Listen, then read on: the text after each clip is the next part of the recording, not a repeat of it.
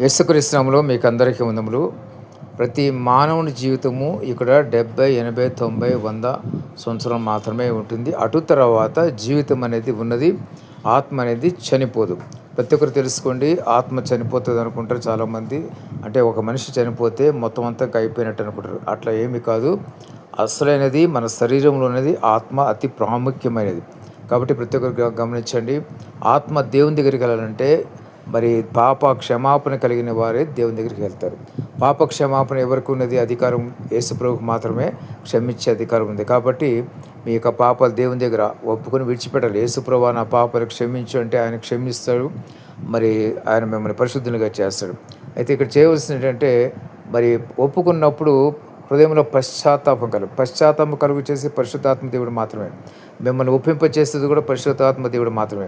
ఎవరో చెప్పారు కాబట్టి నేను చేస్తున్నానంటే మాత్రం కాదు. పరిశుద్ధాత్మ దేవుని యొక్క నడిపింపు, ఆ యొక్క ప్రేరేపణ మీలో ఉన్నప్పుడు మాత్రమే మీరు పాపాన్ని ఒప్పుకొని వాటిని విడిచిపెట్టగలుగుతారు. మరి పాపాన్ని ఒప్పుకుని తర్వాత మరి ఇంకా వాటి వెనకాల పడుతున్నారంటే పరిశుద్ధాత్మ దేవుడు మీలో నివసించట్లేదని కూడా తెలుసుకోవాలి ప్రతి ఒక్కరు కూడా. ఎప్పుడైతే పరిశుద్ధాత్మ దేవుడు మీలో నివసిస్తూ ఉంటారో అప్పుడు మాత్రమే మీరు పాపం మీద జయం పొందుకుంటారు. పాపాన్ని చాలా సులువుగా జయించగలుగుతారు. పాపాన్ని జయించే శక్తి మీలో ఉంటుంది. ఎందుకంటే పరిశుద్ధాత్మ దేవుడు మనలో ఉంటాడు కాబట్టి. ప్రతి ఒక్కరు గమనించండి. మరి ఈ లోకంతోనే అయిపోదు, ఈ భూలోకంలో మానవ జీవితంతోనే అయిపోతుంది అనుకుంటారు. అలాగే అయిపోదు. మరి ఎవరొకరు కొంతమంది అంటారు గాల్లో కలిసిపోతారు, అయిపోతే ఏముండదు అని అనుకుంటారు. ఇక్కడితో ఇంకా సఫా అయిపోయింది అనుకుంటారు. అట్లా ఏమి కాదు. మరి తెలుసుకోండి, నరకం అనేది కూడా ఒకటి ఉన్నది.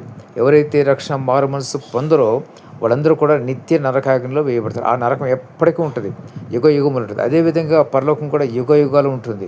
ప్రతి ఒక్కరు గమనించండి. మరి యుగ యుగాలు పరలోకంలో ఉంటూ మీకు కావాలా, యుగ యుగములు నరకంలో ఉండటం కావాలా, అది ఇక్కడ భూలోకం ఉన్నప్పుడే ప్రతి ఒక్క మానవుడు డిసైడ్ చేసుకోవాలి.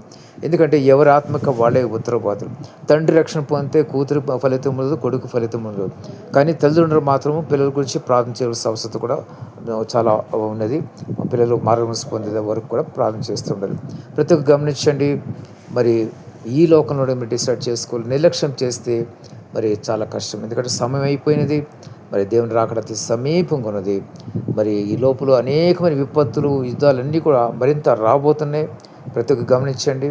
ఎందుకంటే 3వ ప్రపంచ యుద్ధానికి అమెరికా సిద్ధపడుతుంది. ప్రతి ఒక్కరు గమనించి అత్యధికమైనటువంటి పవర్ఫుల్ వెపన్స్ అమెరికా దగ్గర ఉన్నాయి. అవి ఇంతవరకు బయటికి చెప్పలేదు, ఎక్కడో కొద్దిగా చెప్తున్నారు. కాబట్టి ప్రతి ఒక్కరు గమనించాల్సింది ఏంటంటే మరి దేవుని రాకడ కొరకు ప్రతి ఒక్కరు సిద్ధపడండి. రాకడకు ముందు 3వ ప్రపంచ యుద్ధం ఖచ్చితంగా ఉంటుంది. నేను తలుస్తున్నాను. ఎందుకంటే మహాశ్రమం గురించి దేవుడు రాయబడింది. దేవుడి మటుకు దీన్ని ఆశ్రయించగా